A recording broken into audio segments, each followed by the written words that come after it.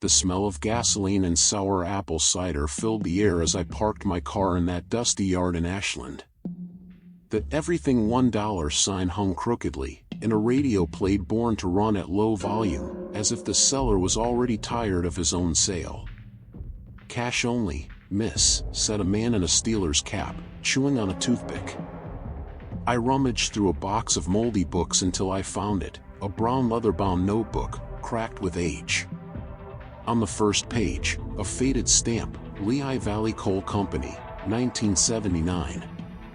And below, handwritten, Thomas H. Weiler. Property. I flipped through the yellow pages. Notes about mine shifts, gas prices, 79 cents a gallon, a child scribbles, until I reached the last entry. Someone had torn it, but the final words were still legible. "If you're reading this, don't go near the cracks." An icy wind gust slammed the diary shut. "How much?" I asked, gripping it tighter than necessary. The man laughed, showing a missing tooth. "Take it free. Nobody wants that old junk here." In the car, before starting the engine, I examined the diary again.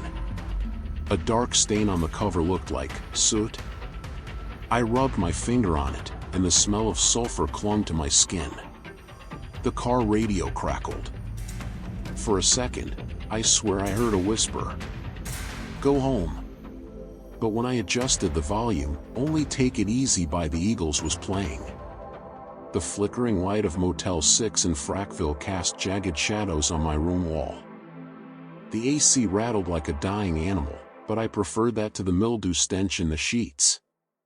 I opened my laptop and Googled Centralia mine fire. Mandatory evacuation in 1981. Underground fire may burn for 250-plus years. 12 confirmed deaths, including 3 missing miners. My cheap sheets coffee had gone cold unnoticed. I turned the diary on the table, flipping pages until I found an entry dated March 14, 1981. Asterisk, the fire reached vein 14 today.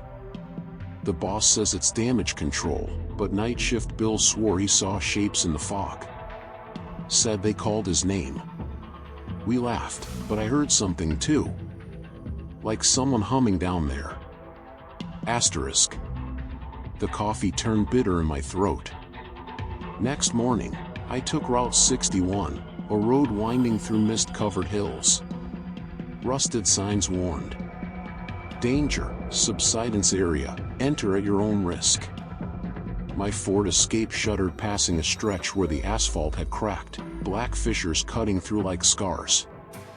The dashboard thermometer spiked from 52 degrees Fahrenheit to 98 degrees Fahrenheit in seconds, then dropped again. "What the hell?" I muttered, smacking the display.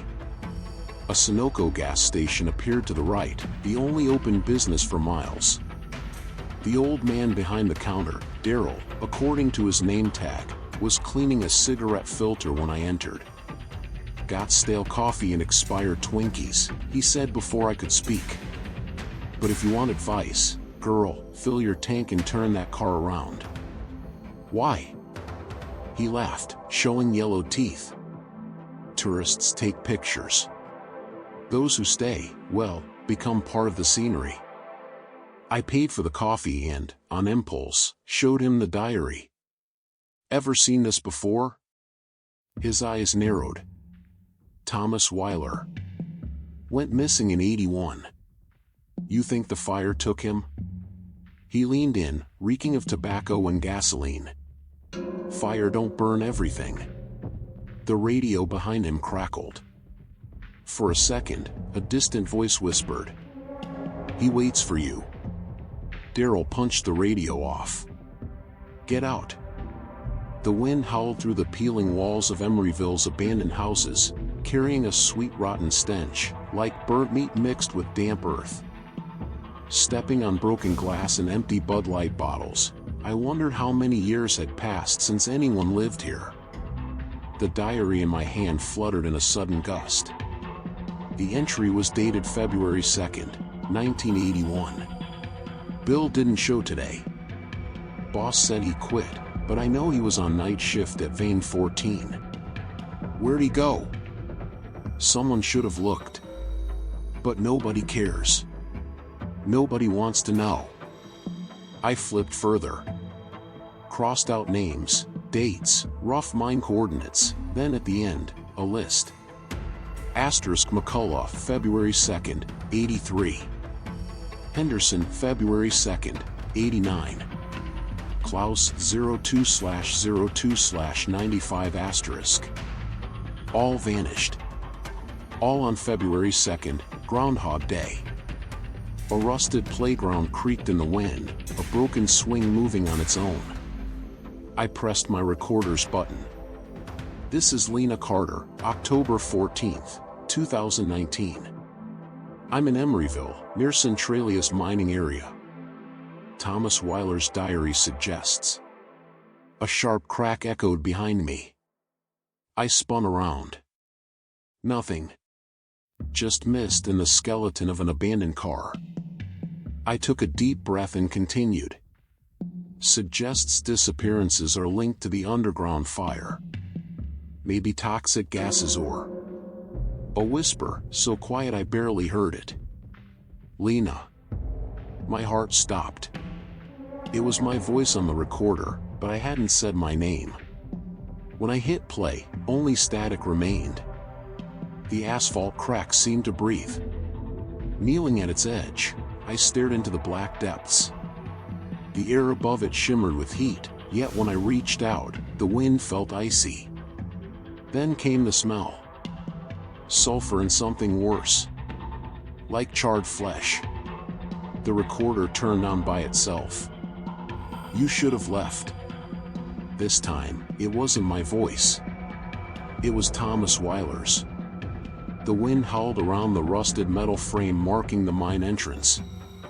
My hand shook as I touched the broken chain hanging across the portal. Someone had cut it recently. The padlock lay on the ground, coated in fine black soot that stuck to my fingers like wet ashes. I took a deep breath, the sulfur stench growing stronger with each step. My iPhone flashlight only illuminated a few meters ahead, revealing strange marks on the tunnel walls, not just normal tool grooves, but deep, irregular furrows twisting in almost organic patterns. The open diary trembled in my hands. Thomas's last entry pulsed before my eyes.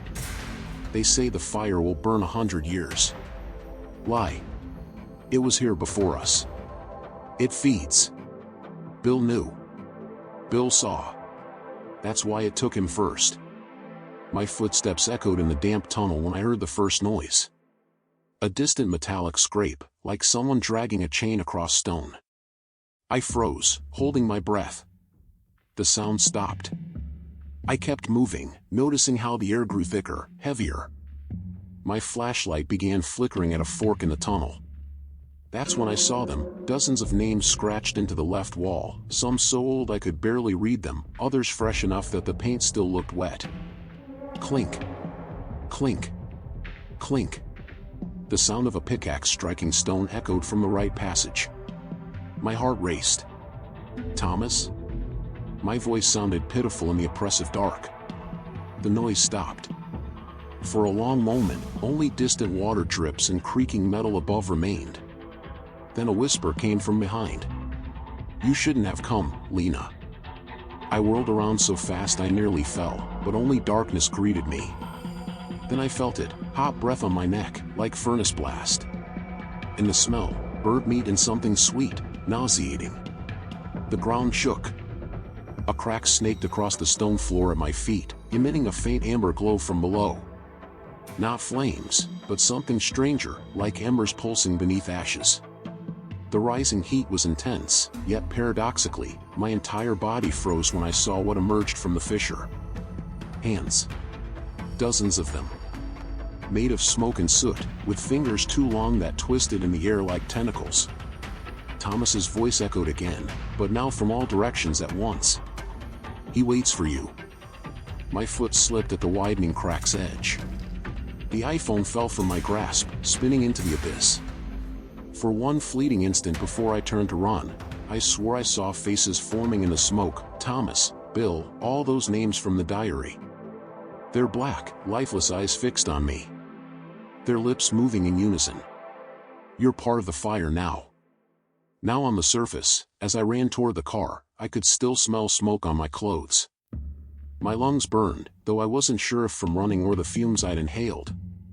The Ford Escape's radio turned on by itself when I entered, static cutting through silence. Then a distant voice, not the Eagles or Bruce Springsteen, but a decades-old radio broadcaster echoing through time.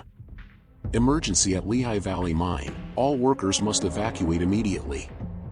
My hands on the wheel were black with soot. And when I checked the rearview mirror, for one brief second before vanishing, I saw two amber lights reflected deep in my pupils. The Ford Escape's engine roared to life, my soot-stained hands slipping on the sweat-drenched wheel. I floored the gas, but the headlights barely pierced the thick fog now shrouding the abandoned road. The radio kept playing that ghostly broadcast. Repeat, this is not a drill. All residents must evacuate immediately. The fire has reached tunnels 12 and 14.